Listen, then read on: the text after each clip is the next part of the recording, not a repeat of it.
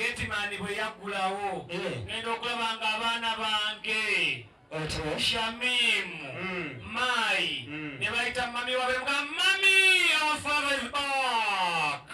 Nomanya nti oli faada. Ndi faada w'amaka gange ssebo taata omulungi. Baali bagamba taata. Baali bagamba taata. Nze mbadde mmanyi baali bagamba faada era nga mmanyi n'ekitiibwa ekyo nakyo kitwalidde ddala. Otyo. Ssebo taata omulungi mu mbeera eyo. Nze Sekyanzifalo ku luba lwa mbuzi. Serumira mayingo nkonge ya muvule n'antagwira kyeya kimu.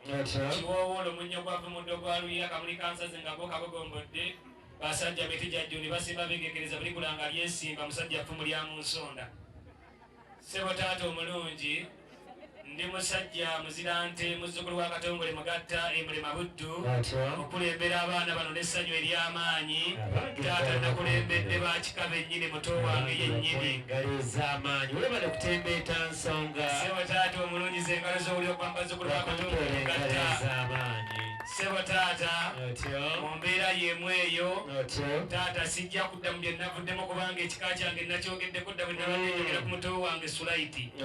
Ssebo taata twawukanya bamaama. Taata bwe yali atuwasa bamaama yagamba nti ate maama wa Sulaka abeere ow'emmamba nze nanzaala mu b'enkima. Ssebo taata omulungi maama wange omulungi Kanywa Birezi ye mukadde omulungi Mayi Moona Nalukwago.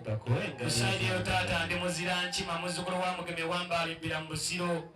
Era taata nsaba okkiriza ebigambo bino wulira akajanja akaba mu b'enkima. Taata mu mbeera y'emu eyo naffe Ssaabasajja Kabaka Saidi yasiima n'atuwa oluyimba ab'enkima. Era taata lugamba luti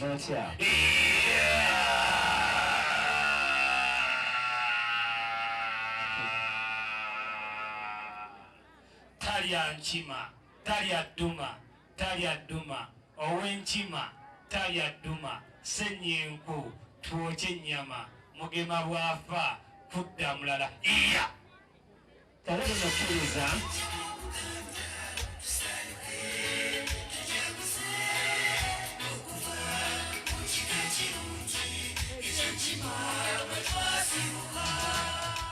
kkiriza ye taata tukuwa engalo ez'amaanyi ne kwebaza. ye taata Weebale kutembeeta n'otabansa ntungo. ye taata Ab'ente baganda bwe bakuwa engalo abanga ez'amaanyi. ab'ente mu mpengalo ez'amaanyi omukulu asiimye. Ewulira ebigambo bino Taata mpulira ggwe tugambira omulenzi Sulaiti weewaawo taata kubanga tajja kwegiriisa ng'ekigottenva. ye mukulu taata Obubaka buyitemu butuuke eri bakulu bannaffe. ye taata Taata abazaala omulenzi ne bamaama nga tubeebaza ye taata olw'okutwetikkira nga batwetikkidde. weewaawo taata Engalo ezo okuva mu bakatiivuma n'ab'ennyonyi ez'amaanyi zeebaza bye mwetisse. taata tulabira wa Olw'okuba nti tusiimye ye mukulu taata kkiriza ye taata tetugamba tetuccanca ne tuliisa ne mulinza ggulo taata ate nadiithi ya muyombaka nayo bw'etyo ye taata nekakasita eggwa kitegeeza nti oyo oli mukyala we. weewaawo taata Kkiriza muwala wange akomewo ye taata ate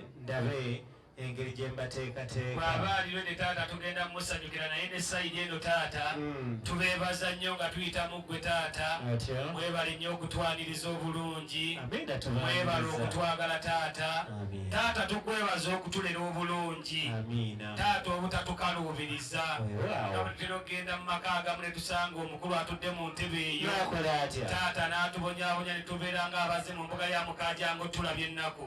Mukulu tusiimye nnyo tusiimidde ddala. Amiina. Taata tusaba oyitibwa Allah akutuwangaalize ku mwaliiro gwa duniya eno. Otyo. Akutuweera ebirungi by'osinga okwagala ya Rabbi. Olina abantu bayogeddeko nga muwala wange wajja.